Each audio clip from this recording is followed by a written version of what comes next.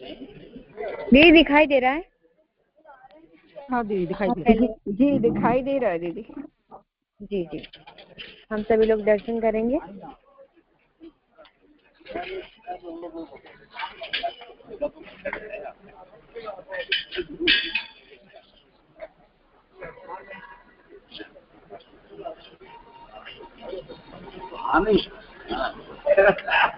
दर्शन करते हुए आगे चलते हैं।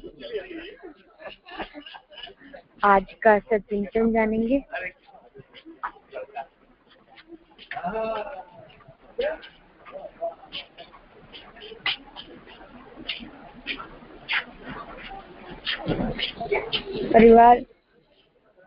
परिवार को सुगठित, सुविकसित, सुसंस्कृत, सहचारी संगठन के रूप में विकसित करने के लिए अपनी ओर से भरपूर प्रयत्न किया जाए। बड़ों को आदर और छोटे को स्नेह देने में कृपणता न की जाए। उनकी आर्थिक सुविधाओं का ही नहीं, सद्गुण गुणों की संपदा विकसित करने एवं सुसंस्कारी बनाने के लिए पूरी तरह संचेष्ट रहा जाए।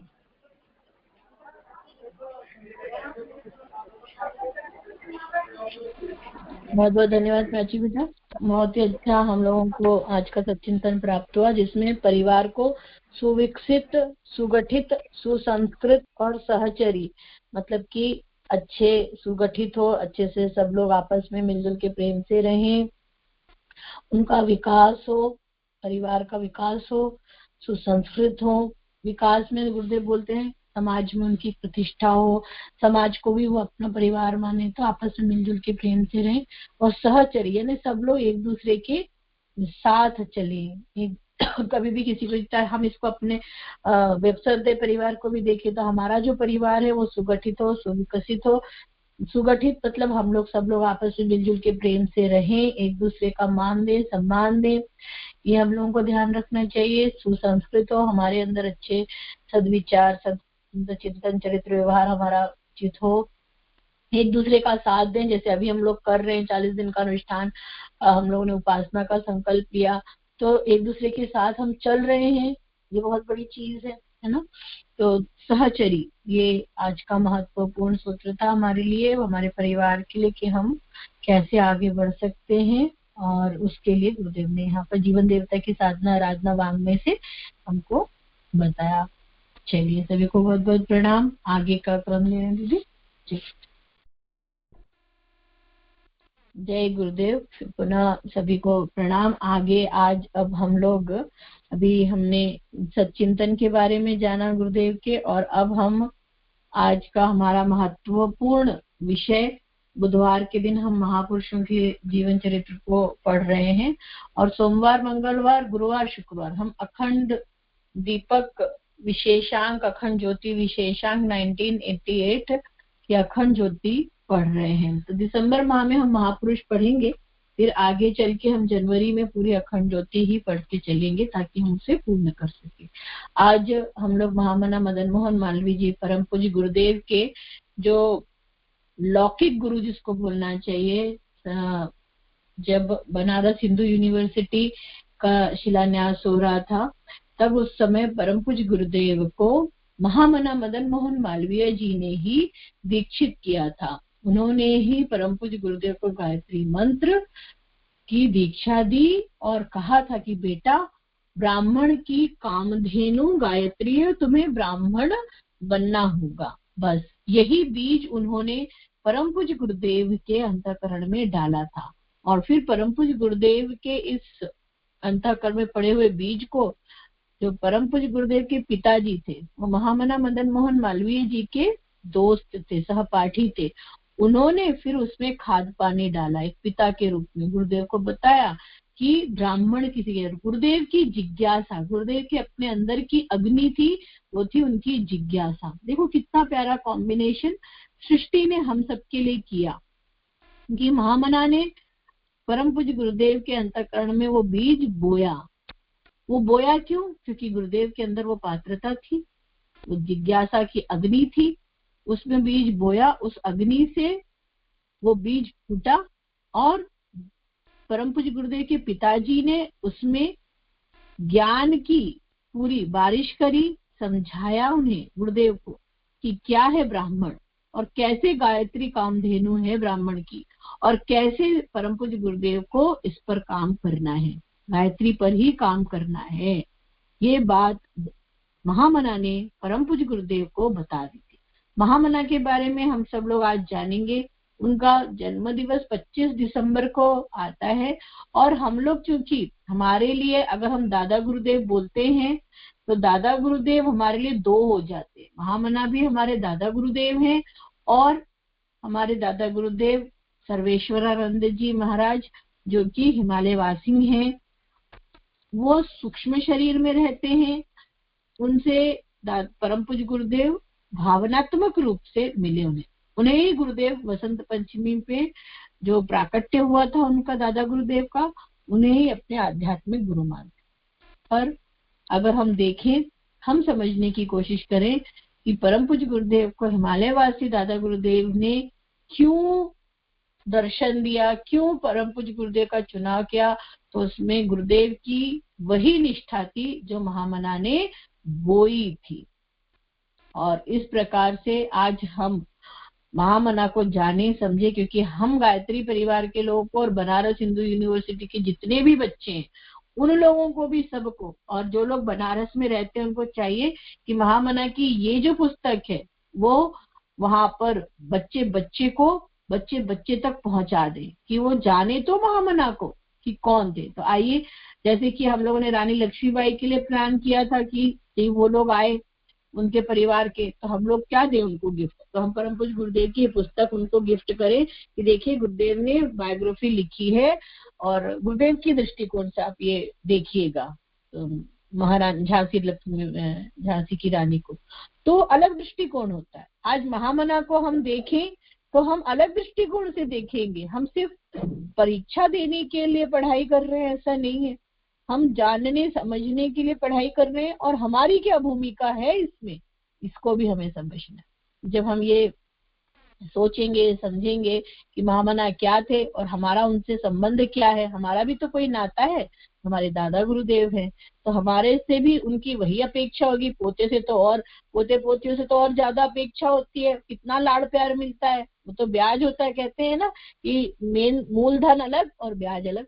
तो हम सबका नाता देखो, महामना मदन मोहन, हम तो और भी छोटे छोटे प्रपौत्र हो जाते हैं, पौत्र भी नहीं प्रपौत्र, और छोटे छोटे बच्चे नन्हे मुन्ने।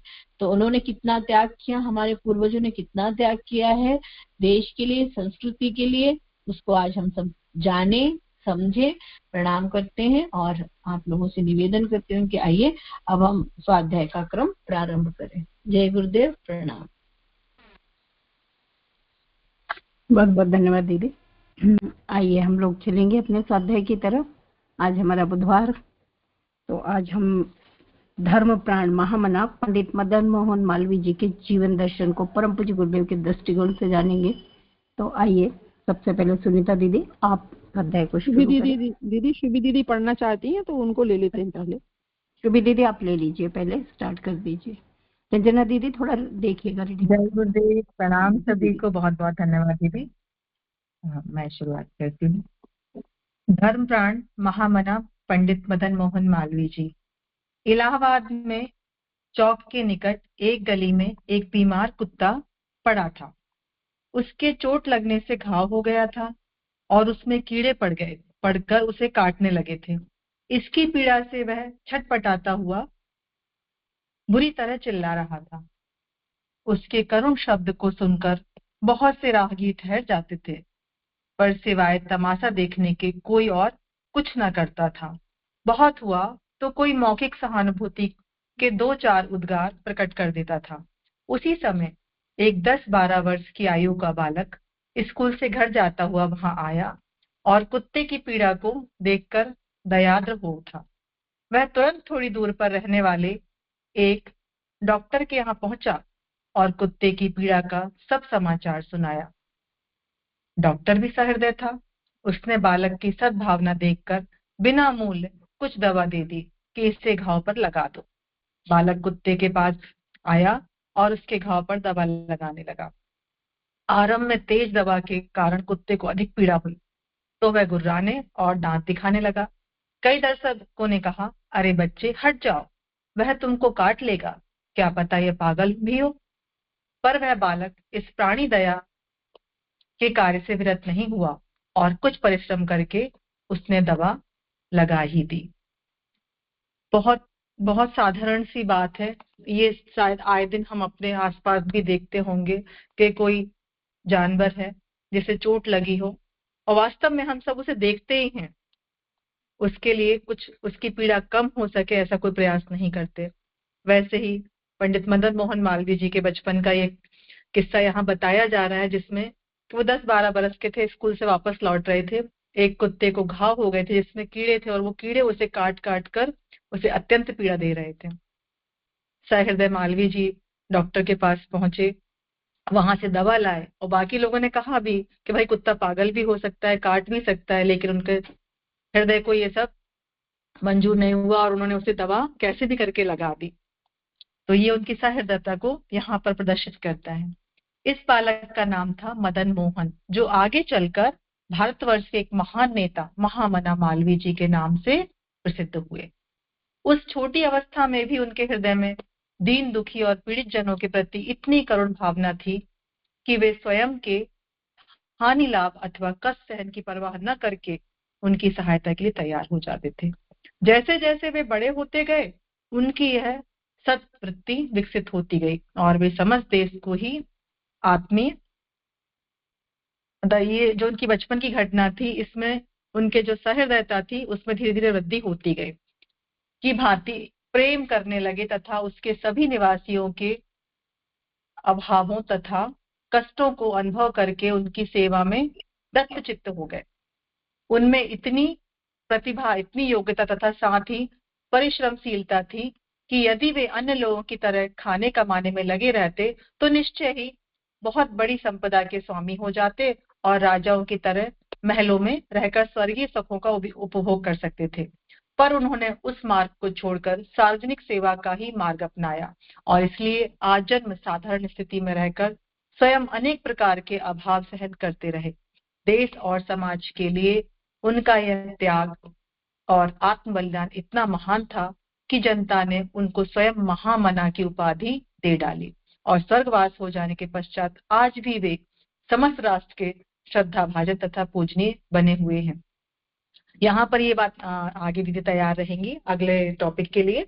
यहाँ पर ये बात मालवीय जी के लिए बताई जा रही है कि उनकी सहृदयता धीरे धीरे बढ़ती गई और उनमें जो प्रतिभा, उनमें जो योग्यता थी, उन्होंने उसे देश के कल्याण में, जनहित के कल्याण में हमेशा लगाया और खुद एक सामान्य जीवन जिए और सार्वजनिक सेवा करते ही रहे, जिससे उन्हें मतलब सभी के बीच में वो प्रसिद्ध भी रहे और उन्हें महामना की उपाधि प्राप्त हुई। और स्वर्गवास के बाद भी वो आज भी हम सबके श्रद्धा पात्र, मतलब श्रद्धा के भाजन हैं और हम सभी जानते हैं कि परम पूज्य गुरुदेव के लौकिक गुरु रहे हैं, तो वैसे भी वो हमारे दादा गुरु हैं। बहुत बहुत धन्यवाद दीदी, प्रणाम मुझे मौका देने के लिए। चैप्टर और आगे ले लीजिए, एक और ले लीजिए दीदी को। जी, अगला टॉपिक है शिक्षा प्रचार की लगन। मालवीय जी का बाल्यकाल और स्कूली जीवन उल्लास और खेलकूद में गुजरा। ये स्वभाव से ही तेजस्वी और किसी की जोर जबरदस्ती सहन न करने वाले थे, पर इनके घर में गरीबी के कारण खर्च की सदा तंगी ही बनी रहती थी। पिता पंडित ब्रजनाथ जी कथा बाजने का कार्य करते थे और उससे जो आय हो जाती थी उसी से एक बड़े परिवार का भरण पोषण करना होता था। उस समय स्कूल की फीस बहुत थोड़ी थी, पर उसको भी समय पर दे सकने की गुंजाइश नहीं थी, इसलिए इनकी माता समय समय पर अपने कड़ों को गिरवी रखकर फीस और स्कूल के खर्च की व्यवस्था करती थी और जब रुपया आ जाता था तो उनको छुड़ा लेती थी। बड़े हो जाने पर मालवीय जी को अपने वे धनहीन अवस्था के दिन याद रहे और वे सदैव निर्धन विद्यार्थियों की फीस माफ करा के तथा अन्य प्रकार से सहायता करते रहे। हिंदू विश्वविद्यालय में सैकड़ों विद्यार्थी स्वयं अथवा किसी अन्य के द्वारा मालवीय जी की सेवा में फीस माफ कराने की प्रार्थना करते थे और वे यथासंभव किसी को निराश न होने देते थे। विद्या प्रचार की लगन मालवीय जी में इतनी अधिक थी कि उन्होंने हिंदू विश्वविद्यालय स्थापित करने से बहुत पहले ही शिक्षा प्रचार प्रसार का महत्व जनता को समझाना आरंभ कर दिया था। जब उन्होंने प्रयाग से अभ्युदय साप्ताहिक पत्र जो है को प्रकाशित करना आरंभ किया तो अभ्युदय के एक एक अक्षर की व्याख्या करते हुए लिखा था। ये और मैं लेती हूँ। इसका दूसरा अक्षर म हमको सबसे पहले उन्हीं भगवान की भक्ति का सॉरी हाँ अभ्युदय दूसरा अक्षर भ हमको सबसे पहले उन्हीं भगवत की भक्ति का स्मरण दिलाता है जिन्होंने कहा है न मैं भक्त प्रणश्यति। फिर यह हमको भूति लक्ष्मी जी का स्मरण दिलाता है। फिर यह सबको भगवत गीता भागवत भागीरथी भारती भाषा भारत का स्मरण दिलाकर आत्मा को आप्यायित करता है तथा यह उपदेश करता है कि यदि देश का समाज का अभ्युदय चाहते हो तो भारत भगवत गीता भागवत का उपदेश कंठ में धारण करो। भगवान भागीरथी भारती भाषा भारतवर्ष में भक्ति करो। भागीरथी के पवित्र तट पर भारती की उपासना का एक बहुत बड़ा मंदिर है। एक विश्वविद्यालय बनाओ और संस्कृत एवं भाषा के द्वारा विद्या का प्रचार करो। यहाँ पर जो अभ्युदय शब्द था जिसमें जो साप्ताहिक पत्र निकल रहा था उसका जो भाक्षर उसकी बहुत अच्छी विवेचना यहाँ की गई। भारत भगवती भारतवर्ष भारतीय भाषा भागीरथी इन सबको लेकर यहाँ बताया गया कि इन सब की हमें उपासना करनी है और इस उपासना के माध्यम से विश्वविद्यालय का मतलब बने और संस्कृत एवं हिंदी भाषा का उसमें प्रचार प्रसार हो।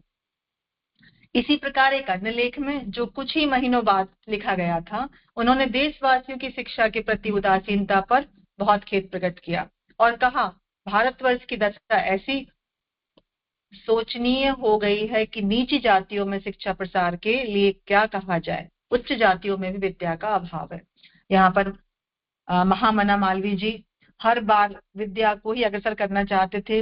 विद्या के अभाव को जो जन जन तक में फैला हुआ था उसको मिटाना चाहते थे। दूसरी बात यहाँ पर बहुत सुंदर बताया भी गया था कि उन्होंने शिक्षा के प्रसार के लिए हमेशा कार्य किया और उनका जो घर था बहुत ही दयनीय स्थिति थी, मतलब जो आर्थिक स्थिति अच्छी नहीं थी उसको उन्होंने याद रखते हुए बहुत से गरीब जो बालक थे जिनका मतलब सिफारिश आती थी कि इनको पढ़ाया जाए, इनके पास पैसा नहीं है तो उनकी भी वो भरपूर मदद किया करते थे। उच्च जातियों में भी शिक्षा का अभाव बताया गया यहाँ। इसका कारण हमारी सरकार की उदासीनता और सर्वसाधारण का उसकी ओर उचित ध्यान न देना ही था।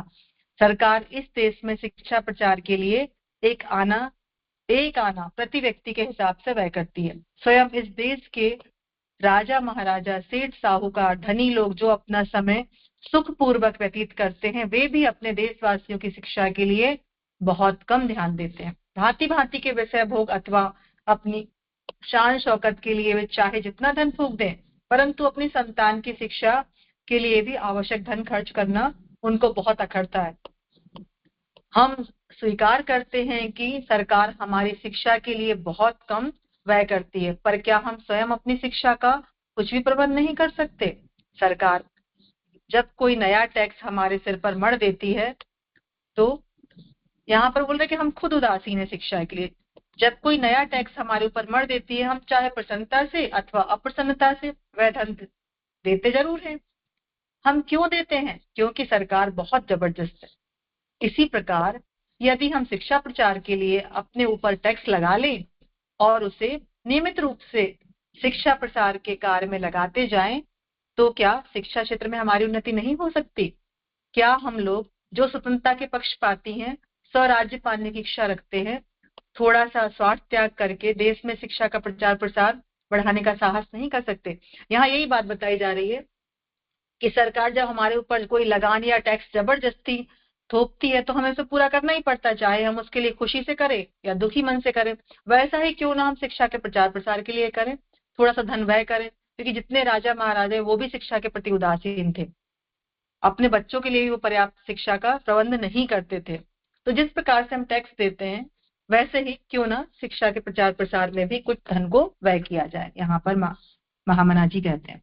मालवीय जी केवल लड़कों की शिक्षा के लिए ही प्रयत्नशील नहीं रहे, वरन लड़कियों की शिक्षा को भी वे उतना ही आवश्यक और महत्वपूर्ण समझते थे। उन्होंने अपने हिंदू विश्वविद्यालय में लड़कों की शिक्षा की तरह कन्या शिक्षा की भी उचित व्यवस्था की थी और उनको ऊंची से ऊंची शिक्षा प्राप्त करने की सुविधाएं दी थी। हमको याद है कि विद्यालय के एमए संस्कृत विभाग में पढ़ाने वाले एक अध्यापक ने एक लड़की को वेद पढ़ाने से इनकार किया था, पर मालवीय जी ने इसका प्रतिवाद करके उसको पढ़ सकने की अनुमति दी थी। इसके बहुत समय पहले सुदृढ़ तर्कों के आधार पर स्त्री शिक्षा का महत्व सिद्ध कर चुके थे। उन्होंने कहा था, हमारे जातीय जीवन में सैकड़ों वर्षों से अंधविश्वास रूपी संस्कार इकट्ठे हो गए, जिनके कारण ही हमारी जाति प्राण विहीन समझी जाती है।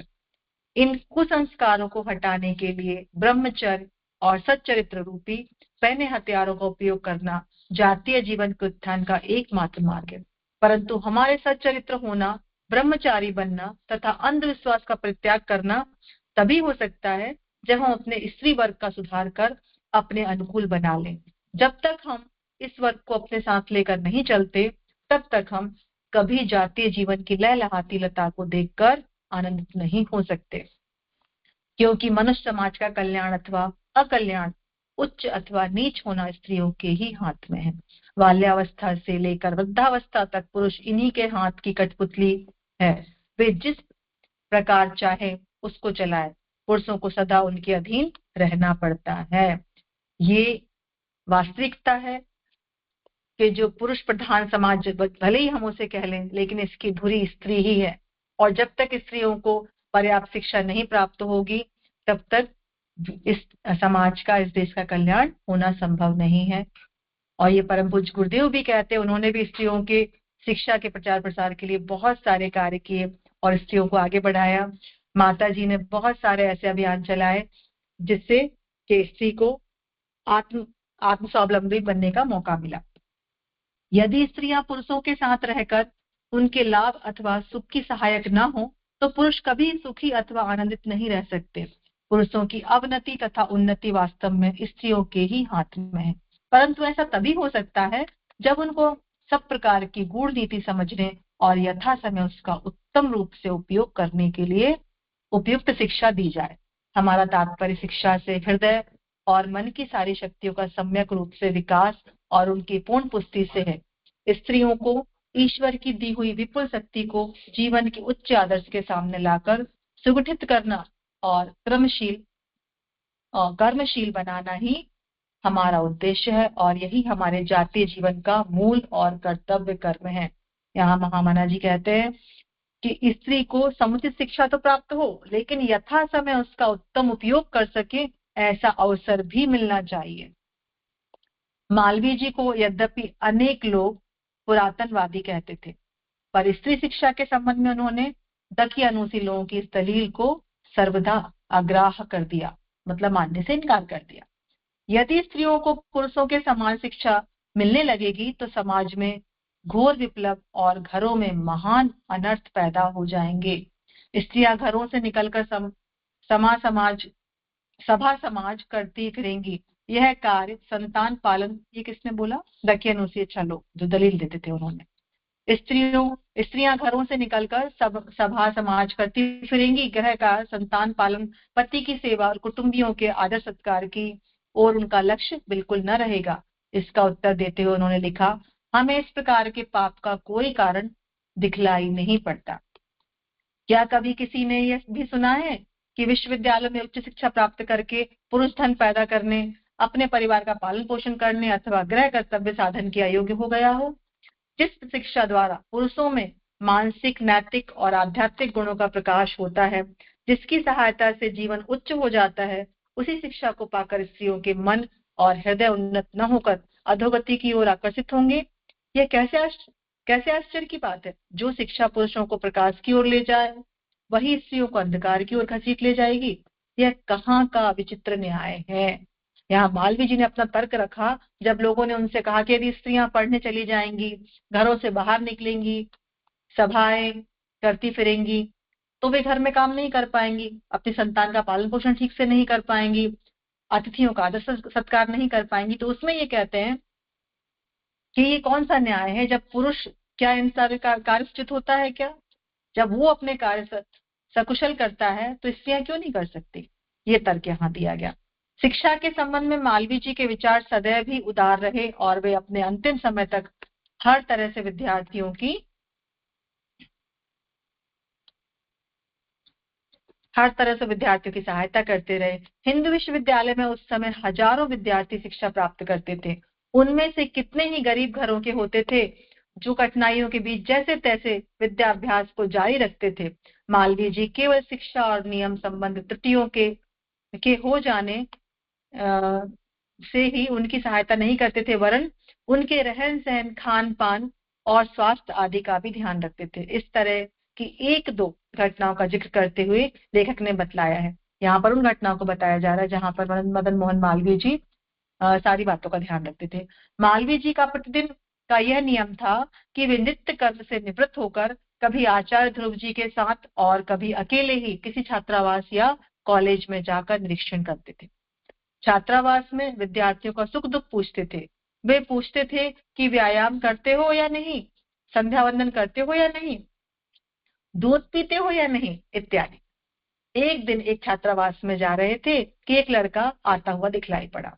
मालवीय जी ने उसे देखकर पूछा कि दूध पीते हो या नहीं। उसने उत्तर दिया कि वह बहुत गरीब है, दूध के लिए पैसे कहाँ से लाए। मालवीय जी जब घर लौटे तो उन्होंने उस लड़के के लिए दूध का प्रबंध करा दिया। ऐसी घटनाएं आए दिन हुआ करती थी। मतलब हर एक का ध्यान रखना, जो उनके छात्रावास में बच्चे पढ़ते थे, इसको क्या कमी और तुरंत उसके प्रबंध भी करते थे। एक बार मालवीय जी रात्रि में किसी छात्रावास में गए। एक संस्कृत का विद्यार्थी चूल्हे पर दूध गर्म कर रहा था। वे उस पर नाराज हुए और कहा, इससे गंदगी फैलती है और कमरे के भीतर दम चूल्हा जलाना नियम के विरुद्ध है। यह कहकर उन्होंने उस पर 5 रुपया जुर्माना किया, परंतु घर आकर उन्होंने 5 रुपया भेज दिया कि वह उस जुर्माने को जमा कर दे और भविष्य में ऐसा ना करे, ऐसा अपराध ना करे। क्योंकि यदि बंद कमरा हो और उसमें इस तरह का चूल्हा जलाया जाए जिससे दम घुटने का भी डर होता है, तो इस कारण उन्होंने जुर्माना लगाया। लेकिन इतने सहृदय थे कि उस जुर्माने को उन्होंने स्वयं भरा और आगे उसको ऐसा करने से मना भी किया। जय कुमार नाम का एक छात्र आचार्य के अंतिम वर्ष की परीक्षा देने वाला था। पिता का स्वर्गवास हो जाने से वह अंत्येष्टि के लिए घर चला गया। उसको लौटने में देर हो गई, जिससे उपस्थिति में कमी पड़ गई और नियमानुसार परीक्षा में सम्मिलित होना असंभव हो गया।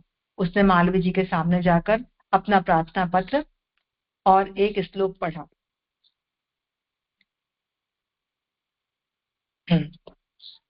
श्लोक था, या त्वरा द्रौपदी त्राणे, या त्वरा गजमोक्षणे, मय्यारार्ते करुणाथ, सा त्वरा वचगता ही ते। द्रौपदी के उद्धार और गजराज की रक्षा में आपने जो शीघ्रता प्रकट की थी, हे करुणा में मेरी विपत्ति के समय वह शीघ्रता कहाँ चली गई। इसे बोलते हुए उसके नेत्रों में आंसू बहने लगे। मालवीय जी के नेत्रों में भी आंसू आ गए और प्रार्थना पत्र पर उसी समय लिख दिया, he should be admitted। तत्पश्चात वह छात्र प्रथम श्रेणी में उत्तीर्ण हो गया। क्योंकि यहाँ एक ऐसा मैटर था जिसमें उसके पिता की मृत्यु हो गई थी और उसका कोई बस नहीं चल सकता था कि वो घर ना जाए या उसकी अटेंडेंस कम ना हो। इसलिए उसने ये श्लोक पढ़कर मालवीय जी को समझाने का पूरा प्रयास किया। ये जब उस समय द्रौपदी के उद्धार के लिए और गजराज की रक्षा के लिए जब ऐसा हो सकता है, तो मेरे लिए भी ये जनाइन है। मतलब फिर मालवीय जी ने भी उसे एडमिशन दे दिया। इस तरह सहृदयता यहाँ पर हमको देखने को मिलती है। ये लास्ट पैरा है दीदी, आगे फिर कोई दीदी तैयार रहेंगे। इस प्रकार की सैकड़ों घटनाएं मालवीय जी के जीवन की हैं, जिनमें उन्होंने तरह तरह के से सहायता देकर बहुसंख्यक युवकों को के जीवन को बर्बाद होने से बचा लिया और उनको भावी जीवन में सफलता प्राप्त करने का अवसर दिया। हिंदू विश्वविद्यालय की सफलता और वहां के छात्रों तथा अध्यापकों को कर्तव्य परायण तथा उन्नतिशील बनाने के लिए तो उन्होंने अपना जीवन ही अर्पण कर दिया। यहाँ पर मालवीय जी के बहुत ही सुंदर चरित्र का हमने वर्णन किया कि किस प्रकार से वो शिक्षा के प्रचार प्रसार के लिए हमेशा प्रयासरत रहे और हर एक के लिए संभव प्रयास करते रहे। प्रणाम सभी को। जय गुरुदेव दीदी, बहुत बहुत धन्यवाद। जी दीदी, बहुत बहुत धन्यवाद। आपने बहुत सुंदर तरीके से हमको यहाँ मालवीय जी के चरित्र को समझाया। आगे सुनीता दीदी, आप इसको ले लीजिए, देश सेवा की लगन। जय गुरुदेव, सभी को प्रणाम। बहुत ही सुंदर अभी सुबह दीदी ने मालवीय जी के बारे में बताया, जो हमारे दादा गुरु रहे हैं, और किस तरह से उनमें सहृदयता थी और सब प्रेम भाव था, किस तरह से उन्होंने सबको सहायता दी। शिक्षा के क्षेत्र में वो आगे ही सबको बढ़ाते गए, स्त्रियों और सबसे प्रेम भाव से किया, किसी कभी उन्होंने जो भी है सम्मान भाव किया। आगे देखती हूँ मैं, देश सेवा की लगन। मालवीय जी के हृदय में आरंभ से ही देश सेवा और समाजोत्थान की भावना प्रबल थी। यद्यपि घर की गरीबी और माता के आग्रह से उन्होंने बीए पास कर लेने पर लगभग 2 वर्ष तक गवर्नमेंट स्कूल में अध्यापकी की और बाद में कई जगह तक वकालत भी की, पर उनका ध्यान सदा देश सेवा, समाज और धर्म सेवा की तरफ आकर्षित रहता था। इसलिए 2-1.5 वर्ष तक अध्यापकी करने के पश्चात वे कालाकांकर के राजा रामपाल सिंह के निमंत्रण पर उसे छोड़कर हिंदुस्तान दैनिक पत्र का संपादन करने चले गए।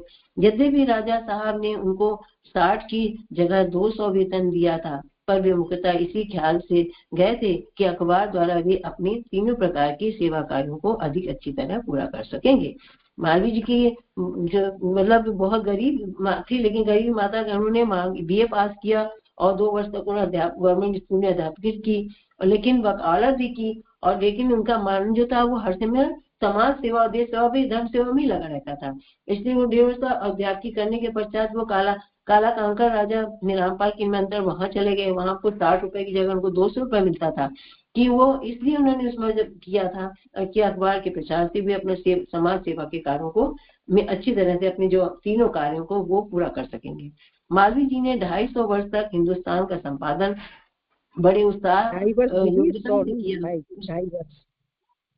उस समय उनकी आयु 26 वर्ष की थी, पर वे भारतीय राजनीति से पूर्ण अभिज्ञता प्राप्त कर चुके थे और कांग्रेस के नेताओं में उनकी गिनती होने लग गई थी। कलकत्ता में होने वाले द्वितीय वार्षिक अधिवेशन में उनका भाषण सुनकर ही राजा रामपाल सिंह ने उनको हिंदुस्तान का संपादक चुना था।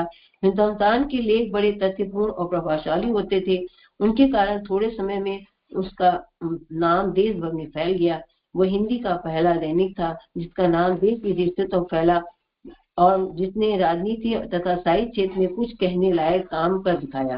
2.5 वर्ष बाद उन्होंने किस प्रकार उसे छोड़ा, इसकी कथा भी एक महानता तथा दृढ़ता के प्रचारक है, उसे भी संक्षेप में सुन लीजिए। अब जब उन्होंने वो वापस किया था तो 26 वर्ष की थी, भारतीय अभी तक प्राप्त कर चुके थे और कांग्रेस नेता में उनकी गिनती होने लगी थी। और कलकत्ता में होने पर उन्होंने द्वितीय अधिवेशन में अपना भाषण भी दिया। उसको राज्यपाल उनको हिंदुस्तान का संपादक चुना गया। हिंदुस्तान के लेख में भी उन्होंने अपने प्रभावशाली इतने तथ्यपूर्ण वातावरण दिए, जिसके कारण थोड़े समय उनका नाम जो था पूरे देश में फैल गया और पहला हिंदी दैनिक था जिसका नाम देश विदेशों तक गया था, जिससे कि राजनीति तथा साहित्य क्षेत्र में कुछ कहने लायक भी काम नहीं था। और 2.5 वर्ष में उन्होंने किस प्रकार से उसे छोड़ा, इसकी भी एक कहानी है, उसको सुनते हैं। जब राजा रामपाल सिंह ने मालवीय जी से हिंदुस्तान का संपादन करने को कहा तो उसे स्वीकार करने में उनको एक बड़ा संकोच हुआ। मालवीय जी कट्टर सनातन धर्मी ब्राह्मण थे और एक राजा साहब विलायत से लौटे हुए क्षत्रिय जिनको मद मांस से जरा भी एतराज न था। विलायत से वे एक यूरोपियन महिला को विवाह करके ले भी आए थे। मालवीय जी को किसी मदिरा पिए हुए व्यक्ति के पास बैठना कठिन जान पड़ता था, इसलिए उन्होंने राजा साहब से यह शर्त तय कर दी थी कि जब वे मद पिए हों तो उनसे बातचीत के लिए कोई क्यों ना बुलावे, अन्यथा वे वहां कार्य न करेंगे। 2.5 वर्ष तक यह व्यवस्था ठीक चली, पर एक दिन नशे में राजा साहब से भूल हो गई और उन्होंने उसी समय मालवीय जी को बुला लिया। जो ही मालवीय जी को यह मालूम पड़ा कि राजा साहब मद पिए हुए हैं, तो ही वे बात समाप्त करके चले आए और उसी समय नाव में बैठकर प्रयाग वापस आ गए। बाद में राजा साहब ने अपनी भूल स्वीकार करके मालवीय जी से पुनः संपादन भार संभालने के लिए अनुरोध किया, पर वे किसी तरह राजी न हुए। तब राजा साहब ने उनको वकालत पढ़कर वकील बनने की सलाह दी और उसका तमाम खर्च देने का वायदा किया। मालवीय जी ने बहुत इनकार किया, पर वे बराबर 250 महीना भेजते रहे, जब तक कि मालवीय जी वकालत न करने लग गए। यहाँ पे बहुत ही सुंदर बताया जा रहा है, उन्होंने बहुत अच्छे से बताया कि जब राज्यपाल मालवीय जी हिंदुस्तान का संपादन को कहा तो उन्होंने स्वीकार कर लिया, और उन्होंने ये उसको करने में उनको बड़ा संकोच हो रहा था, क्योंकि मालवीय जी कट्टर जो थे वो सनातन धर्मी थे, ब्राह्मण थे, और राजा साहब तो विलायत से लौट करके आए थे, वो छत्री थे और मद मांस इसमें उनको जरा भी एतराज नहीं था, नशा पत्ती ऐसा करते थे। तो विलायत से ऐसे रुपये महिला का विवाह करके भी ले आए थे वहां से। तो मालवीय जी को मदिरा पिए हुए वादी किसी भी व्यक्ति के पास बैठने में बहुत ही संकोच लगता था। तो उन्होंने उनसे एक शर्त रखी थी कि जब आप मद पिए होंगे, मतलब मदपान किया होता, मुझको ना बुलाएगा, अन्यथा मैं कार्य को छोड़ दूंगा। 2.5 वर्ष तक तो बहुत ठीक चलता रहा, लेकिन एक दिन राजा साहब भूल गए और उन्होंने वो नशे के मत में उनको बुला लिया। जो उनको बुलाया, उनको मालूम पड़ा कि वो मद पिए हुए हैं, तो थोड़ी देर बाद समाप्त करके वहां से तुरंत ही वो नाव में बैठकर प्रयागराज वापस आ गए। दीदी इसको शॉर्ट में ही आप बता दें, कहानी की तरह है, आप दोबारा से न दोहराएं। फिर भी हाँ वो लौट गए और फिर उसके बाद वो अपनी जगह पर आ गए वापस। फिर उन्होंने उनको वकालत करने को उनको 250 बराबर भेजते रहे आगे। मालवीय जी की वकालत खूब चली और कुछ समय बाद उनकी आमदनी कई हजार रुपया महीना तक हो गई। उसी समय एक घटना की है कि राष्ट्रीय कांग्रेस के प्रधानमंत्री अयोध्यानाथ ने ह्यूम साहब से शिकायत की थी कि जब ये मालवीय जी की वकालत करने लगे तब ये कांग्रेस में काम पर ढिलाई करने लगे हैं। ह्यूम साहब ने कहा, ठीक ही कहते हैं, इन्हें कानून की ओर ही पूरा ध्यान लगाना चाहिए। फिर मालवीय जी की ओर देखकर बोले, देखो मदन मोहन, ईश्वर ने तुम्हें तीव्र बुद्धि दी है, अगर मन लगाकर तुम 10 वर्ष तक वकालत कर लोगे तो निश्चय ही आगे बढ़ जाओगे, तब तुम अपनी प्रतिष्ठा के कारण अधिक जन सेवा कर सकोगे। अब मालवीय जी को खूब पढ़ी और उनकी वकीलें चलने लगी, तो लोग उसमें आने लगे। तो लोगों ने कहा कि ये तो ऐसा, इनको तो कांग्रेस को उसमें रहना चाहिए, तो आप इसमें जन सेवा करो। अब उन्होंने कहा, ठीक है, मैं उसे ही करता हूँ। वकालत के पेशे में भी मालवीय जी ने सेवा भावना का त्याग नहीं किया। जैसा वकीलों में प्राय देखा जाता है कि एक दिन वे काम समाप्त करके बाहर जा रहे थे तो एक व्यक्ति शोकाकुल सा इनके पास आया और कहने लगा, आज हाई कोर्ट में मेरा मुकदमा है, मुंशी कालिंदी प्रसाद ने मेरे वकील हैं, पर वे कहीं चले गए हैं। मैं बहुत गरीब आदमी हूँ, मेरे पास किसी भी दूसरे वकील को देने के लिए रुपए नहीं है। जिस वकील के पास जाता हूँ उनका मुझसे पहले फीस मांगता है, समझ में नहीं आता है क्या करूँ। आप धर्मात्मा है, इसलिए आपकी शरण में आया हूँ। मालवीय जी का हृदय उसकी बेबसी पर देख कर पसीज उठा। वे स्वयं उस समय दूसरे काम में लगे थे, पर उन्होंने अपने एक खास व्यक्ति के साथ मुंशी गोकुल प्रसाद वकील के पास भेज दिया। उस आदमी का काम बिना कुछ खर्च किए हो गया। वे ऐसे असहाय लोगों की सहायता प्राय कर दिया करते थे। वकीली वकालत में भी उन्होंने अपना धर्म नहीं छोड़ा था। जो भी अगर पैसे जरूरत नहीं होता था, बिना पैसे के वो काम कर देते थे, और उसमें भी उन्होंने सबकी सहायता करते रहे। किसी जो भी असहाय था उसकी सहायता बढ़ाया वो बढ़ते रहे। यदि मालवीय जी की वकालत अच्छी चली और ह्यूम साहब की शिक्षा के अनुसार उन्हें पर्याप्त धन भी मिल गया था, पर उनकी अंतरात्मा इसी तरह आकर्षित नहीं होती थी। इसलिए जहां अन्य लोग आमदनी बढ़ने से उसी में तल्लीन हो जाते हैं, मालवीय जी की आवश्यकता अनुसार धन प्राप्त होने पर उसे विरक्त होने लग गए और धीरे धीरे उसे छोड़कर अपना पूरा समय समाज सेवा तथा देशोत्थान के अन्य कार्यों में करने लगे। जहाँ पैसा बढ़ता है उसे छोड़ देते थे, और उन्होंने उसको छोड़ करके और वे धन की जहाँ ज्यादा प्राप्त हो वे दूसरी सहायता करने लगे। अभ्युदय का प्रकाशन। मालवीय जी सामयिक पत्रों को विशेष महत्व देते। दीदी बस प्रणाम दीदी। देखो दीदी हम लोग यहीं तक लें क्या? गीता दीदी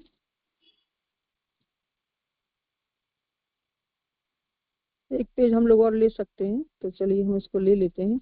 सुधा दीदी आप इसको पढ़ लीजिए बस, है ना, ज्यादा एक्सप्लेन नहीं करिए, इसको ले लीजिए। जी दीदी। जय गुरुदेव, सभी को प्रणाम। अभी हम लोगों ने मालवीय जी के बारे में जाना कि किस तरह से उनका शिक्षा प्रचार में लगन था, नारी शिक्षा पर ध्यान दिया, और दूसरा फिर देश सेवा के लिए किस तरह से उन्होंने काम किया। आज हम लोग आगे हम लोग जानेंगे पेज नंबर 11, अभ्युदय का प्रकाशन।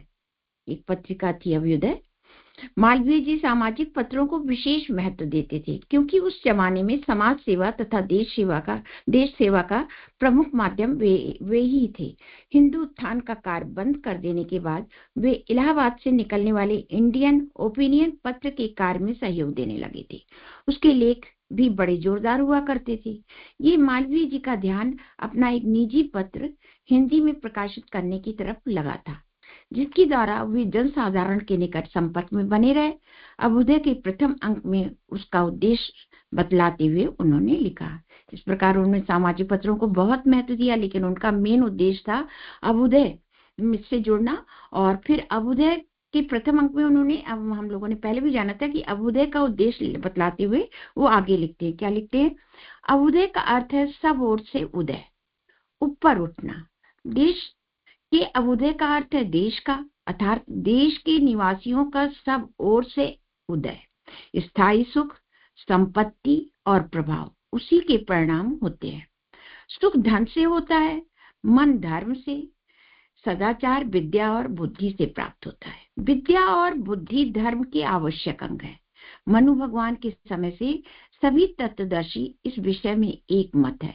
इसलिए विद्या और बुद्धि में वृद्धि करना हमारा परम कर्तव्य है। बिना इसके धर्म नहीं हो सकता, और धर्म के बिना धन नहीं हो सकता, और धन के बिना सुख नहीं मिल सकता। तो उन्होंने बहुत सुंदर ढंग से अभ्युदय का अर्थ बताया कि इसका मतलब है सबको ऊपर उठाना, देश के निवासियों का सब तरह से, क्योंकि तभी स्थायी सुख और संपत्ति का परिणाम प्राप्त होता है। उन्होंने कहा धन से, सुख धन से होता है और मन धर्म से, इसलिए विद्या और बुद्धि जो है ये इसका आवश्यक अंग है। मनु भगवान ने भी यही कहा था कि विद्या से और बुद्धि में वृद्धि करना हमारा प्रथम। विद्या से क्या होता है? बुद्धि में वृद्धि होती है, और बिना धर्म के कार्य नहीं हो सकता है, बिना इसके धर्म भी नहीं हो सकता है। तो धर्म के बिना धन नहीं हो सकता, और धन के बिना सुख नहीं मिल सकता। यानी विद्या, बुद्धि, धर्म और धन, ये चारों एक दूसरे से जुड़े हैं। जब विद्या और बुद्धि होगी तो धर्म और धन बढ़ेगा। मालवीय जी ने यहाँ भारतीय शास्त्रों का सार रहस्य थोड़े से शब्दों में प्रकट कर दिया है। धन मनुष्य को सुख मिलने का साधन अवश्य है, पर उसी अवस्था में जबकि वो धर्मानुकूल मार्ग से कमाया जाए। आजकल की तरह भ्रष्टाचार, रिश्वत, मिलावट, छीना झपटी किसी भी तरह से प्राप्त किया हुआ धन वास्तविक सुख का साधन नहीं हो सकता। हमने ऐसे पाप की कमाई से धनी बनने वालों को मूर्तावश भले ही सुखी समझा करें, और चाहे वे स्वयं भी महलों और मोटरों में बैठकर बड़प्पन का प्रदर्शन करते रहें, पर यदि उनके हृदय के भीतर घुसकर देखा जाए तो वहां सदैव अशांति और असंतोष का हाहाकार ही सुनाई पड़ेगा। इसलिए मालवीय जी का ये लिखना 16 आने सत्य था।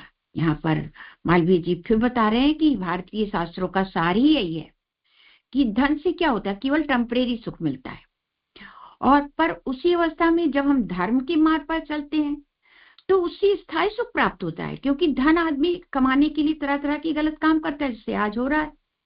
और वास्तविक, इसलिए धन वास्तविक सुख का साधन नहीं हो सकता। जब गलत ढंग से हम कमाई करेंगे तो गलत ढंग से जाएगा भी क्या, और मूर्तावश लोग उसको खर्च करेंगे, अपने पेट और प्रजनन में खर्च करेंगे। लेकिन वो कहते हैं अगर हृदय के भीतर घुस कर देखा जाए तो वहां इस तरह का जब धन कमाया जाता है तो अशांति और असंतोष का हाहाकार रहता है। इसलिए मालवीय जी का ये कहना बिल्कुल सही है कि जो धन धर्म द्वारा प्राप्त होगा वही सुख का साधन हो सकता है। यानी जो धन अनीति पूर्वक न कमाया जाए, है ना, धर्म के द्वारा कमाया जाए, सही ढंग से कमाया जाए, ईमानदारी से कमाया जाए, वही हमारे सुख का साधन हो सकता है, और परिवार को भी सुसंस्कारित करता है और स्वयं को भी शांत रखता है, संतुष्ट रखता है। इस बात को उन्होंने स्वयं ही आगे चलकर स्पष्ट किया था। उन्होंने अपने कथन की व्याख्या करते हुए कहा, देश के थोड़े से मनुष्यों को सुख प्राप्त होने से देश का अभ्युदय नहीं कहा जा सकता। जब कार्यपरायण और पाप से बचकर रहने वाले समस्त मनुष्यों को सुख प्राप्त हो जाए और वो सुख स्थायी हो, तभी उस देश के विषय में कहा जा सकता है कि उसका अभ्युदय हुआ है। सुख स्थायी तभी हो सकता है जब वो धर्म से उत्पन्न और धर्म से रक्षित हो। अधर्म से उत्पन्न या अधर्म से रक्षित सुख स्थायी नहीं होता और उसका परिणाम विष से भी अधिक कड़वा होता है। इसलिए अभ्युदय के लिए सर्वप्रथम धर्म, द्वितीय बिना धर्म के विरोध के उपार्जित धन और तृतीय धर्म और अर्थ के विरोध बिना प्राप्त होने वाला काम अर्थात विषय सुख आवश्यक है। इन तीन को प्राचीन आचार्यों ने त्रिवर्ग कहा है। इस तरह से उन्होंने अभ्युदय जो पत्रिका संपादित करने जा रहे थे उसका उन्होंने कितना अच्छा सार बताया है। अब वो फिर कह रहे हैं कि देश के थोड़े से मन को सुख प्राप्त होने से अभ्युदय नहीं होता है। उसके लिए क्या जरूरी है? कार्य प्राणता, अपने कार्य के प्रति प्रेम, वर्क इज वर्शिप, और तभी वो पाप से बच सकता है और मनुष्य को सुख प्राप्त हो सकता है। फिर उन्होंने कहा और वही स्थायी सुख होता है। और कब? जब वो सुख जो है, वो जो धन कमाया गया वो धर्म से कमाया गया हो, और धर्म जो है वो हम धर्म से उत्पन्न, धर्म से यानी कहते हैं धर्म ही धर्म से रक्षित हो, और अधर्म से जो तो अधर्म ही रक्षित होता है। अगर हम अधर्म से काम करते हैं तो उससे गलत ही काम होगा, कहने का मतलब ये है। और धर्म से कुछ काम करते हैं तो उससे धर्म की बढ़ोतरी होती है, सच्चा सुख प्राप्त होता है, स्थायी सुख प्राप्त होता है, शांति प्राप्त होती है। और अधर्म से धन जो प्राप्त होता है और वो विष की तरह है। इसलिए उन्होंने कहा पहला सर्वप्रथम क्या है? धर्म, हम अपने कर्तव्य का पालन करें, जो सही है वो करें। द्वितीय और ईमानदारी और परिश्रम से धन कमाएं, बिना धर्म के विरोध के उपार्जित धन। और तृतीय उन्होंने कहा धर्म और अर्थ के विरोध बिना प्राप्त होने वाला काम, यानी जो धर्म और अर्थ सही ढंग से धर्म के आधार पर, ईमानदारी के आधार पर जो धन कमाया गया हो, जो काम किया गया हो, जो सुख प्राप्त किया गया, वो आवश्यक है। इन तीन को उन्होंने प्राचीन आचार्यों ने त्रिवर्ग कहा है। अभ्युदय के उच्च उद्देश्य और भारतवर्ष की महानता पर प्रकाश डालते हुए भी उन्होंने ठीक ही लिखा था। पृथ्वी मंडल पर जितने पर्वत हैं उनमें सबसे ऊंचा नगाधिराज हिमालय है। उसका सबसे ऊंचा धवल शिखर पृथ्वी के सब पर्वतों की धवल चोटियों के ऊपर आकाश को शोभित करता है। हमारी प्रार्थना एवं अभिलाषा है और परमेश्वर उसको पूर्ण करेगा कि हमारे देश का अभ्युदय किसी अंश में कम ना रहे वरन बढ़ा चढ़ा ही रहे, जैसा कि हिमगिरी का शिखर और पर्वत के शिखर से बढ़ा चढ़ा है। समय ने सिद्ध कर दिया कि मालवीय जी की दूरदर्शिता और संकल्प बल साधारण न था, अंत में सफल हुआ और सफलता में मालवीय जी का श्रेय कम न था। इस तरह से हमने देखा कि उन्होंने अभ्युदय पत्रिका के माध्यम से जो उनका उद्देश्य था, क्या भारत को महानता के शिखर पर ले जाना। उन्होंने कहा जैसे पृथ्वी मंडल पर जितने पर्वतों से सबसे ज्यादा ऊंचा क्या है? हिमालय है। तो हमारा भारत भी सबसे ऊंचा धवल शिखर पृथ्वी के सब पर्वतों की तो आकाश को शोभित करता है। तो उन्होंने कहा हमारी प्रार्थना, हमारा ये अभिलाषा है कि हमारा देश का अभ्युदय उसी तरीके से रहे, सबसे बढ़ा चढ़ा हो। और हिमगिरी का शिखर और पर्वतों के शिखर से जिस तरह से हिमालय बढ़ा है, ऐसे हमारा देश जो है सबका पूजनीय हो, सब उसकी सराहना करें। और उनका वो जो संकल्प था, जो उनकी दूरदर्शिता थी अभ्युदय को निकाल करके और अपने उस कार्य को पूरा करने का, वो उनका सिद्ध हुआ और वो उसमें सफल हुए। और इस सफलता में मालवीय जी का जो श्रेय था वो भी कम ना था। आगे पढ़ना क्या दीदी? नहीं दीदी, बस प्रणाम। जय गुरुदेव। आपने बहुत अच्छे से क्लियर किया और अभ्युदय को हम लोगों ने बहुत अच्छे से जाना कि उसका यही उद्देश्य था कि भारत एक देश महान तभी बन पाएगा जब सभी व्यक्तियों को वो जो है वो परमानेंट सुख मिलेगा। परमानेंट सुख और वो स्थायी सुख कब मिलेगा? जब हम न्यायपूर्वक धन को अर्जित करेंगे और उस धन से फिर हम विषय सुख को प्राप्त करेंगे। और ये पूरा ही देश यदि ऐसा करता है तभी जाके वो देश जो है ऊंचाइयों को छूता है। यही उनका एक संकल्प था और यही उनका भाव था। जय गुरुदेव। आगे स्वाति दीदी यदि आप हैं तो आप अपने विचारों को यहाँ बताएं। उसके बाद आदरणीय स्वाति दीदी आप यदि हैं। बहुत अच्छे से आप लोगों ने पढ़ा इसको। और जो भ अक्षर होता है ना दीदी, वो भ अक्षर का मतलब ही होता है ज्ञान का प्रकाश, और उसी से भ में भरत बनता है। जो भ में रत रहता है वो भरत होता है, और हम सब भरत हैं, इसलिए हम लोगों को हमारे देश का नाम भारत होता है।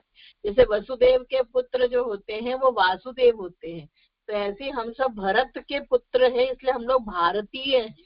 ये हम लोगों को समझना होगा, और जब हम इस चीज को आत्मसात करेंगे तो निश्चित ही हम सब हम तो यही कहते हैं कि जो हम सब वेब स्वाध्याय के ही लोग हैं, हम ही लोग बस इतना समझ लेंगे कि हम ही पढ़ लिख रहे हैं, बाकी कौन पढ़ पा रहा है। लेकिन अब हमारा कर्तव्य ये बनता है कि हम इसे ये पुस्तक आज आप लोगों में से यदि कोई बनारस से है और नहीं है तो जो बनारस वासियों को जानता है उन तक ये बात पहुंचाए कि कम से कम बनारस हिंदू विश्वविद्यालय में महामना मदन मोहन मालवीय जी की ये वाली पुस्तक इंट्रोडक्टरी, जब बच्चे लोग आते हैं कॉलेज में एडमिशन लेते हैं, उन लोगों को ये बताई जाए, सुनाई जाए, समझाई जाए, इस पर एनिमेटेड मूवी बन जाए, कुछ ऐसा हो। अगर आप लोग कोई कुछ कर सके, कोई कर सकता है तो पहुंचाए ये बात। मेरी मतलब आज की यही मेरा विचार है, यही कहना चाहूंगी। बाकी तो बहुत ही सुंदर था। कुत्ते वाला एग्जाम्पल तो मेरे जीवन में खुद घटा और वही लगता है कि हमारे पूर्वज कितने महान थे कि वो इतना कुछ कर लेते थे। कुत्ता था, कुत्ते को दवाई लगाना, ये सब करना, वो भी एक बच्चे की। तो वहीं से तो गुरुदेव ने सीखा, जो छपको माता को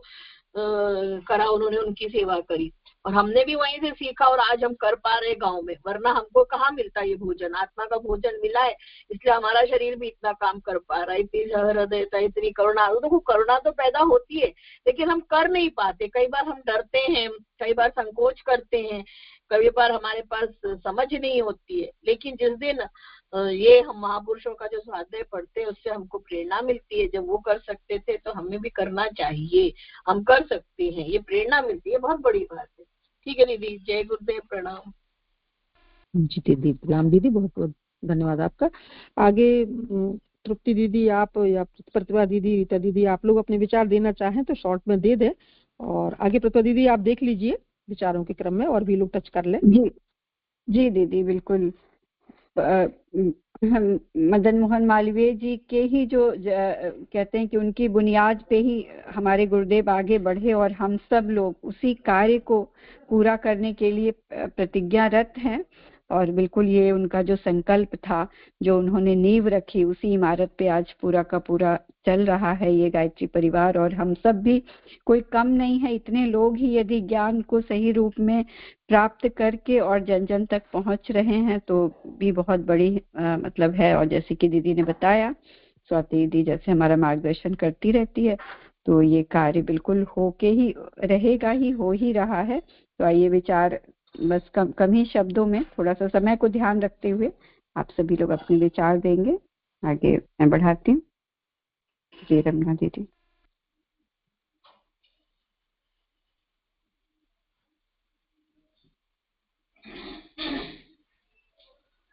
समय को ध्यान रखते हुए सभी लोग विचार देंगे। हम लोगों ने गलती से कई बार टच हो जाता, मैंने कर दिया। रेणु गुप्ता बोली, दीदी आवाज ही नहीं आ रही। जय गुरुदेव दीदी, प्रणाम सभी को। दीदी सचमुच में मालवीय जी से हम लोग के दादा गुरु, ऐसे गुरु के हम लोग बच्चे हैं कि हमें उस मार्ग पे चलना ही चाहिए। और सचमुच में वो मालवीय जी जो बता रहे थे, हमारे परिवार में भी हमारे नाना ससुर थे तो उनके ही विचार पे चलते थे। सन 36 में हमारे नाना ससुर मतलब बीएचयू जो विश्वविद्यालय जो बना था उसमें 17,000 डोनेट किए थे। और यहाँ भी टीबी अस्पताल, जच्चा बच्चा, ये सब का किए हुए हैं।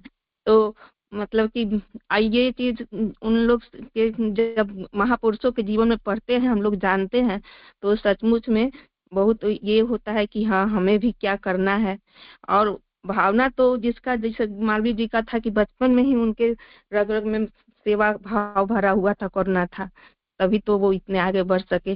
तो जब संस्कार मिलता है तो भी बढ़ता है, इसीलिए अपने बच्चे को, अपने घर में सबको। और स्वाति दी एक बात जो कही थी वो सबसे बहुत बड़ी बात है कि इस पुस्तक को सचमुच में दीदी हम भी मतलब मन में संकल्प लिए हैं कि इस पुस्तक को हम बांटेंगे। बनारस में भी कुछ बंटवाएंगे और कुछ यहाँ भी जौनपुर में भी।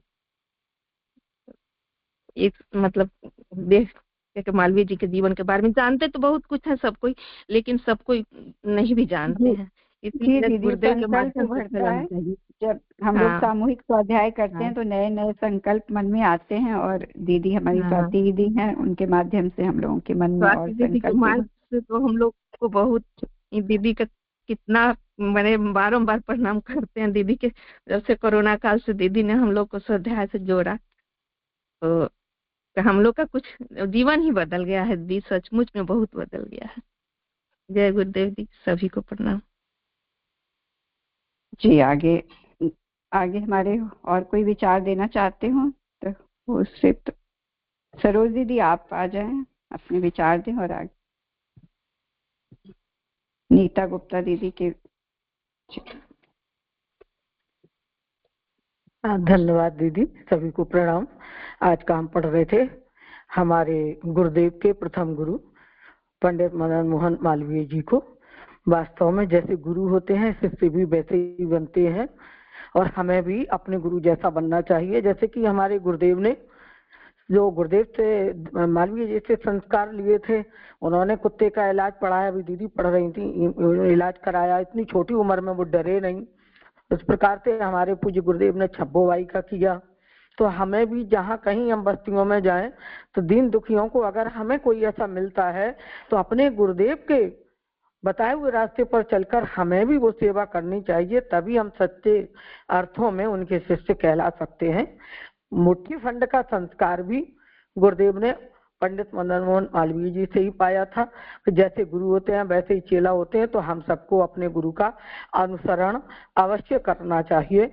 और उन्होंने एक बात मुझे बहुत अच्छी लगी कि हमारा देश हिमालय के शिखर तक जाए, ऐसा उन्होंने कहा भी दीदी ने पढ़ा। तो कब जाएगा? जब हम अपने पूज्य गुरुदेव के विचारों को जन जन तक पहुंचाएंगे। वास्तव में उन्होंने कहा कि मदन मोहन मालवीय जी को सभी नहीं जानते, तो हमारा तो एक उद्देश्य है और जो हम सभी से चाहते हैं कि जो रिकॉर्डिंग हमारी हो, हम जितने हमारे साथ व्हाट्सएप पर जुड़े हैं हम सब तक पहुंचाएं। कम से कम वो पढ़ें तो जाने तो सही। सबको ये जानना चाहिए कि हमारे देश में कैसे कैसे महान व्यक्ति हुए हैं, क्या क्या त्याग किया, तब आज हम एक शांति और सुख की सांस ले रहे हैं। जय गुरुदेव, सभी को प्रणाम। जी धन्यवाद पुष्पा दीदी। आगे हमारी दीदी हैं नीता गुप्ता दीदी। जी दी, सभी को प्रणाम। जय गुरुदेव जी। सही बात है, हम स्वाति दी के बहुत आभारी हैं कि हम इस माध्यम में जुड़ पाए हैं। और आज की पुस्तक तो बहुत ही अच्छी है। जैसा दीदी ने बताया कि हम दो दादा गुरुदेव के शिष्य हैं, तो हमारा सौभाग्य है। अब हम कितना उस पर खड़े हो पाते हैं ये तो नहीं जानते, लेकिन आज की पुस्तक का जहाँ तक बात है, कहते हैं होनहार विद्वान के होश टीकने पात। तो वास्तव में ये तो बचपन में ही दिख गया। सुबह दीदी जब पढ़नी थी बहुत अच्छे से समझ में आ रहा था कि कैसे उन्होंने कैसे मदद की, उस कुत्ते की मदद की। और हम कहते हैं हमारी दीदी का एक पालतू ही कुत्ता था, उसको भी चोट लगी हुई थी, तो दीदी का बेटा ही दवाई लगा रहा था, तो वो बिल्कुल एकदम वो हो गया और उसको दांत लग गया। दर्द हो रहा होगा तो वो अपनी बचाव के लिए सिरे जो ऐसा भी घुमाया उसको दांत लग गया, उसको इंजेक्शन लगवाना पड़ा। तो मतलब कितनी हिम्मत, एक 10 साल का बच्चा कितनी हिम्मत करता है। तो एक कहावत है और हम लोग किधर चलती ना, होना दूध के पुतले पालने में ही दिख जाते हैं। तो मदन मोहन मालवीय जी इतनी ऊंचाइयों को छूना था, तो बचपन से ही उनमें वो दिखने लगा था। और ऐसा सहयोग, ऐसी मानवता वास्तव में कुछ लोगों में होती है। आज भी हमारी दीदी की बेटी थी, वहीं बीएचयू में पढ़ने गई थी, तो उसको कहीं हॉस्टल की भी व्यवस्था नहीं थी, लेकिन कहीं से एक नंबर हमारे भैया ने ही उसको दिया कि यहाँ कांटेक्ट करो। मतलब वो अप्रत्यक्ष रूप से मदद करते हैं बच्चों की, अप्रत्यक्ष रूप से। वहाँ मतलब आपको हॉस्टल खाली था लेकिन उसको रूम भी नहीं दिया जा रहा था और बाहर वो बहुत परेशान हो रही थी, तो फिर उन्होंने मदद की और वहाँ उसको हॉस्टल मिला। तो ऐसे कुछ लोग होते हैं जिन्हें हम नहीं जानते। यदि ऐसा ही संकल्प हम सबके मन में होना चाहिए कि हम पढ़ तो रहे हैं, हम गुरुदेव के शिष्य तो हैं, कि हम में भी कुछ भावना ऐसी जगनी चाहिए कि जहाँ हमको जरूरत पड़े हम दूसरों की मदद कर सकें। मतलब पढ़ के एक ऊर्जा आ जाती है कि वास्तव में हम किस गुरु के शिष्य हैं। जी दीदी बहुत बहुत धन्यवाद। हम कहते पूरे अक्षर नहीं जाते, लेकिन बहुत से अक्षर बात जाते हैं कान में, चाह कर भी कुछ कर पाते हैं और हम कुछ नहीं कर पाते हैं, ये हमारी लाचारी होती है। बहुत बहुत धन्यवाद दीदी, सभी को जी बिल्कुल बिल्कुल सही नीता दीदी, सभी के ऐसे ही भाव भरते हैं। ओके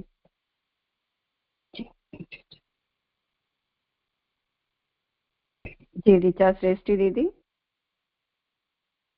आप आगे बढ़ाती हूँ मैं, आप नहीं होते। जय गुरुदेव, सभी को प्रणाम। दीदी, मुझे गुरुजी की कृपा से इलाहाबाद की भूमि पर ही गायत्री परिवार की दीक्षा लेने का सौभाग्य प्राप्त हुआ। तो उसके बाद हम शक्तिपीठ में जब प्रथम बार गए तो वहाँ लिखा था यज्ञ पिता और गायत्री माता।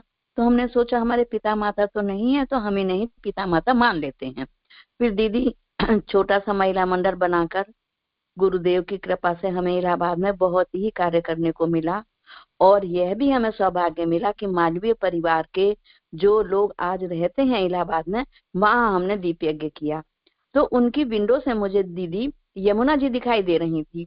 तो वहां मेरे मन में ऐसे संकल्प आया कि इनका घर कितना अच्छा है कि घर में ही हम दीप यज्ञ कर रहे हैं और सूर्यास्त के समय यमुना जी के जल में जो लालिमा है सूर्य भगवान की वो दिखाई दे रही है।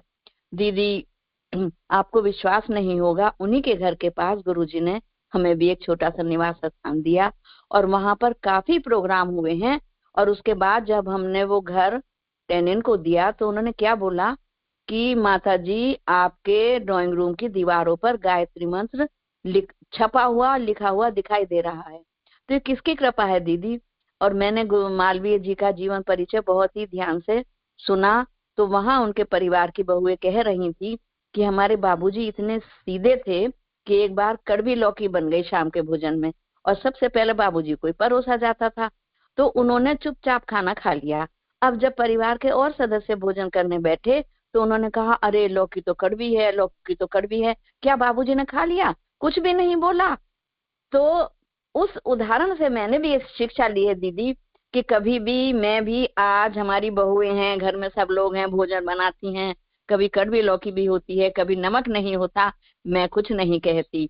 तो मालवीय जी के जीवन परिचय से मुझे मेरे मन में और हम परिवार में भी कहते हैं कि भोजन में कभी भी कमी नहीं निकालनी चाहिए।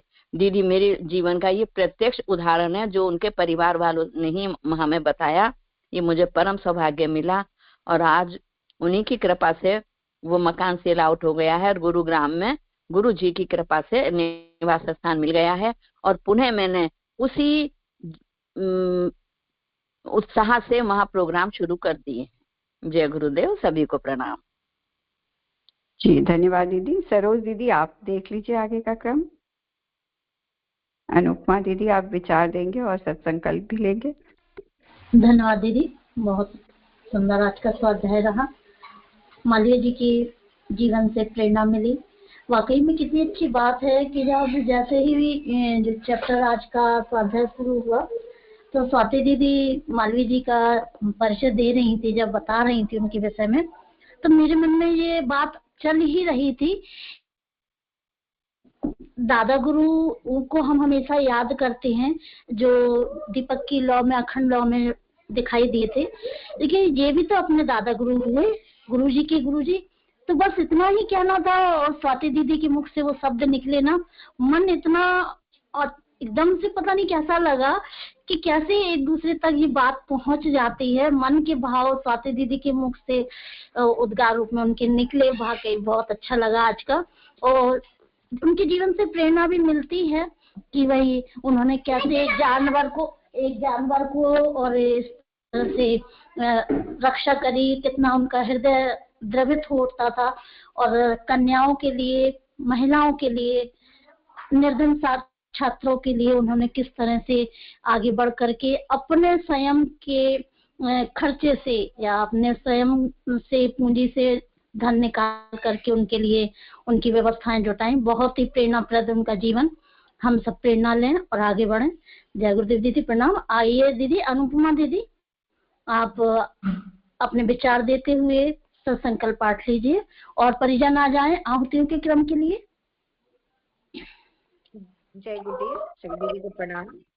बहुत अच्छा है, आज हम लोग धर्म परायण, धर्म के प्राण मदन मोहन मालवीय जी के बारे में हम लोग सुने, बहुत अच्छा लगा। ये स्वाध्याय का तो एक एक लेशन एकदम दिल को छूने वाला होता है। दीदी लोग भी इतनी अच्छी हैं, इतना अच्छे ढंग से स्पष्ट करती हैं कि बहुत अच्छा लगता है सुनने में। और मैं अच्छे तरह से नहीं बोल पाती, लेकिन हाँ एकदम इसमें कितना अच्छा मालवीय जी के बारे में बताया गया है कि दया करुणा के प्रतीक थे। स्टोरी यहीं से शुरू होती है, उनके जीवन की कथा। धर्मपरायण, समाज सुधारक थे, नारी शिक्षा को उन्होंने बढ़ावा दिया और अभ्युदय पत्रिका के माध्यम से देश को आगे बढ़ाने के लिए अभ्युदय करने की कोशिश की। बहुत अच्छा।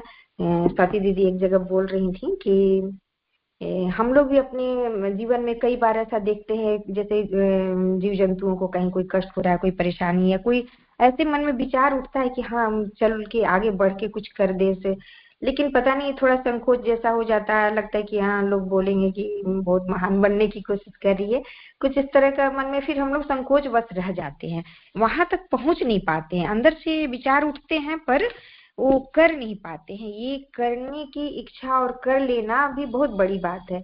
सही कहा दीदी ने।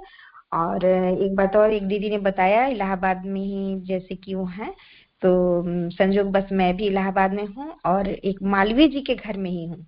और यहाँ से गंगा जी का इतना अच्छा दृश्य दिखता है कि बता नहीं सकती। थोड़ा सा मतलब, और चूंकि बच्चे जो हमारे दोनों एसबीआई में बेटा बहू दोनों कोई ऑफिसर हैं, इसलिए मैं यहाँ रह रही हूँ उन लोगों के साथ। नहीं तो अपना बोकारो में झारखंड में घर है और बिहार में भी है। तो थोड़ा अच्छा लगा वो दीदी के, हमें लगता था कि यहाँ से कोई दीदी है या नहीं है। मैं जहाँ भी जाती हूँ मतलब अपने परिजन को, गायत्री परिवार को ढूंढती चलती हूँ।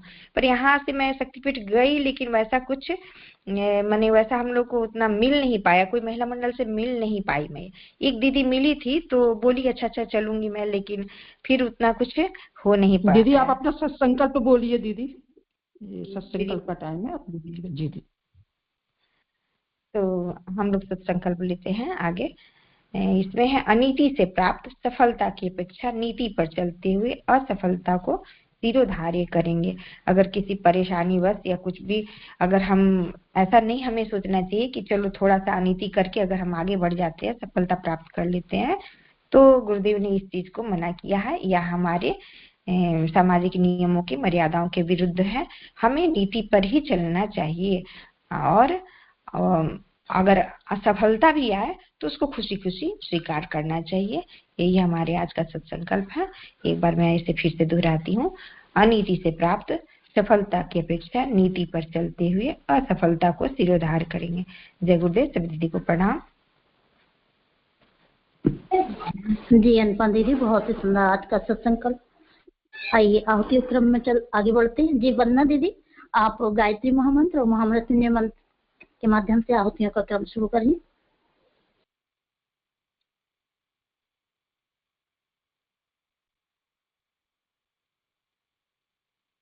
आइए आज का स्वाध्याय हमारे अंतर्मन में स्थापित हो, जो भी हमने पढ़ा है गुरुदेव के वचनों को, और गायत्री मंत्र महामृत्युंजय मंत्र की आहुति हम देते हैं।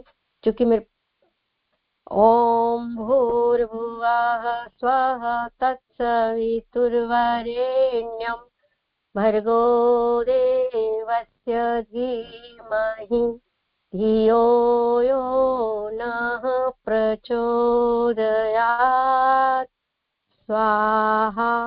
इदं गायत्रे इदं न मम। ॐ भूर्भुवः स्वः तत्सवितुर्वरेण्यं भर्गो देवस्य धीमहि धियो यो नः प्रचोदयात्। स्वाहा। इदं गायत्रे इदं न मम।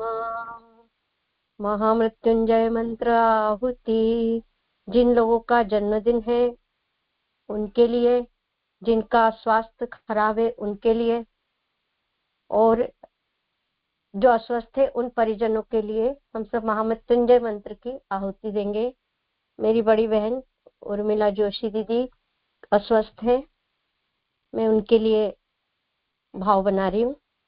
ओम त्र्यंबकम यजामहे सुगंधिं पुष्टिवर्धनम् उर्वारुकमिव बन्धनात् मृत्योर्मुक्षीयमामृतात्। स्वाहा। इदं महामृत्युंजयाय इदं न मम। ॐ त्र्यंबकं यजामहे सुगंधिं पुष्टिवर्धनम् उर्वारुकमिव बन्धनात् मृत्योर्मुक्षीयमामृतात्। स्वाहा। इदं महामृत्युंजयाय इदं न मम। ॐ त्र्यंबकं यजामहे सुगंधिं पुष्टिवर्धनम् उर्वारुकमिव बन्धनात् मृत्योर्मुक्षीयमामृतात्। स्वाहा। इदं महामृत्युंजयाय इदं न मम।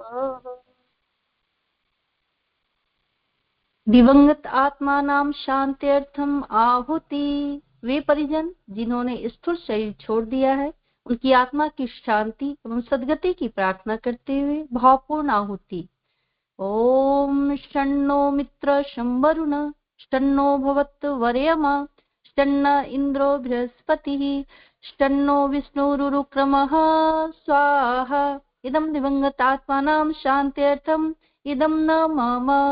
ओम शन्नो मित्र शंवरुण शन्नो भवत् वरेमा शन्न इंद्रो बृहस्पतिः शन्नो विष्णुरुक्रमः स्वाहा।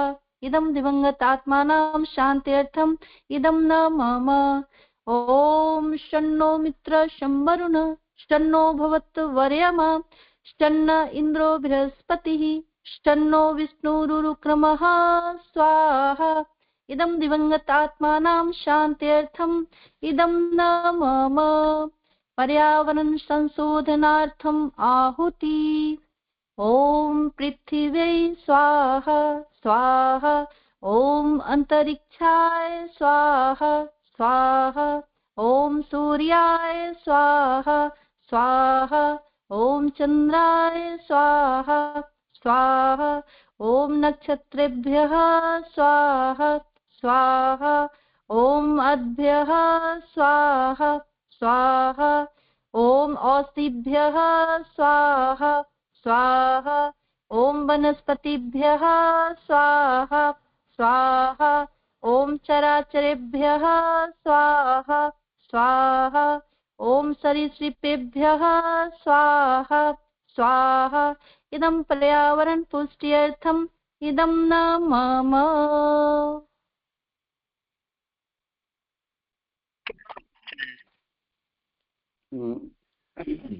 हाँ दीदी। शांति पाठ। सर्वत्र शांति हो, सभी के पापों का शमन हो और प्रभु की अंतिम पाठ सब पर बरसे, इसी भाव के साथ शांति पाठ। ओम दो शांतिरंतरिक्षे गुं शांति पृथिवी शांतिरापः शांतिरौषधयः शांति वनस्पतयः शांतिर्विश्वे देवाः शांति ब्रह्म शांति सर्वगुण शांति शांतिरेव शांति सामा शांतिरेधि। ओम शांति शांति शांति सर्वारिष्ट सुशांतिर्भवतु। विसर्जनम। आवाहित देवताओं को पुनः के लिए भावरी विदाई करते हुए भावना करें कि देव अनुग्रह सभी पर सतत बना रहे। ओम यान्तु देवगणा सर्वे पूजा। भैया आज विसर्जन नहीं करना, पुस्तक हम लोग स्वाध्याय में दिसंबर में भी पढ़ेंगे। ओम नमोस्तुनन्ताय सहस्रमूर्तये सहस्रपादाय शिक्षरोर्वाहवे सहस्रनाम्ने पुरुषाय शाश्वते सहस्रकोटि युगधारिणे नमः सहस्रकोटि युगधारिणे नमः। जय गुरुदेव। प्रणाम सभी को।